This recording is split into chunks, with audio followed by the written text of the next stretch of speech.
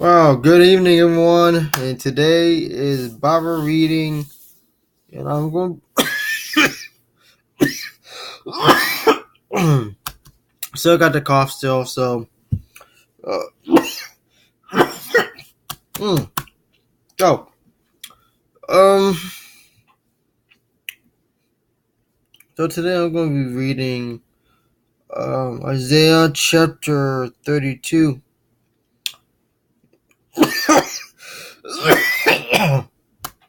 mm. And so, uh, again, please bear with me. I'm still having some coughs. Um, just a little update. I went to the doctor. Um.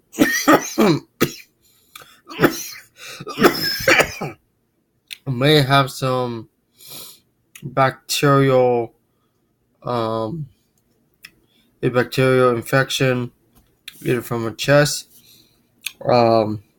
Just give me your prayers. Really appreciate it. So I'm going to be reading out of the New King James Version. So Isaiah chapter 32. Behold, a king will reign in righteousness, and prince will rule with justice. A man will be as a hiding place from the wind, and a cover from the tempest, as rivers of water in a dry place, as the shadow of a great rock in a weary land. The eye of those who see will not be dim, and the ears of those who hear will listen. Also, the heart of the rush will understand knowledge,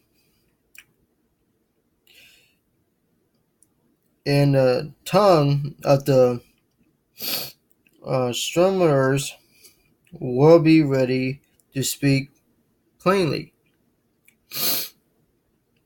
The foolish person will no longer be called generous, nor the mister say to be uh, but uh, butful. For the foolish person will speak foolishness, and his heart will work iniquity. To practice ungodliness,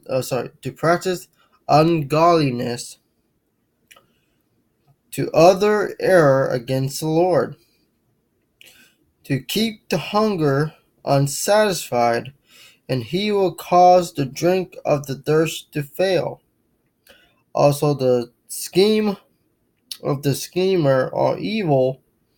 He devises wicked plans to destroy the poor with lying words. Even when the needy speaks justice, but a generous man deceives generous things, and by generosity he shall stand. Rise up, you women who are at ease, hear my voice. You complacent daughters, give ear to my speech. In a year and some days you will be troubled, you complacent women, for the bondage will fail, the gathering will not come. Terrible, you women who are at ease, you troubled, you complaint ones. Strip yourselves, make yourselves bare, and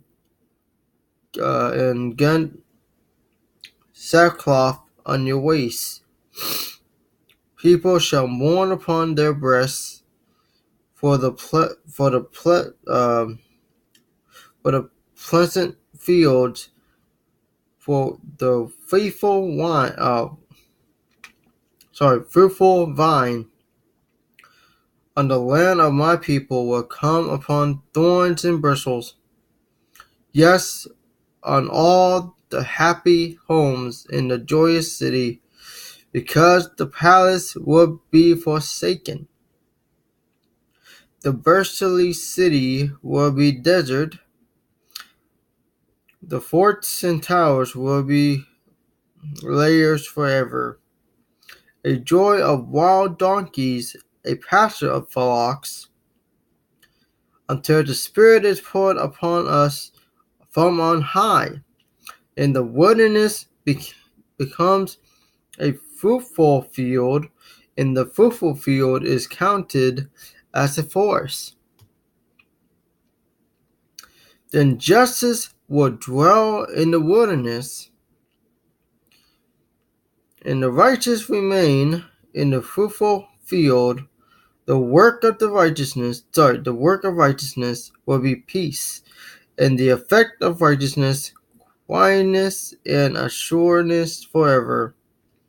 My people will dwell in a peaceful inhabitants, in secure dwellings, and in quiet resting place. Though hail comes down on the forest, and the city is brought low in hold on.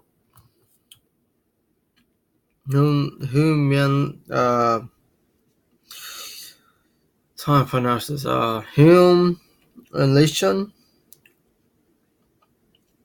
Blessed are you who sowed besides all waters, who sent out freely the feet of the ox and the donkey. So, this is pretty interesting. The first part talks about the reign of righteousness, and then the consequences of complacency and the peace of God's reign. And I like the last part because, man, when you are in the presence of God, man, God begin to change your life around. Even if you read the first part of Isaiah chapter 32, it's very, very prophetic to the point where this prophetic word can apply in your life by the word of God. Yeah, prophets prophesy all the time. However, as a fundamentalist Pentecostal, I believe that prophets must be examined through the Word of God, and also if the prophecy came true, that means he is a true prophet. For now, we see in today's world, you see a lot of false prophets prophesying about, hey, you're gonna get that big house that you wanted, that the Lord will give to you. Now that can happen, but probably 90% of the time it's going to be false, and it's bad. I respect the prophets, especially the prophets of old. True prophets always spend more time with God always spend more time with God because they are representatives of the Most High God. And man, sometimes we gotta be careful of what we receive. So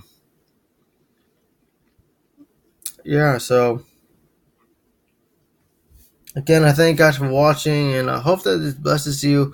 I'll be doing this more often. Doing another Bible reading next week. I think Saturday is good. After work. So thank you guys for watching, and I'll see you again later.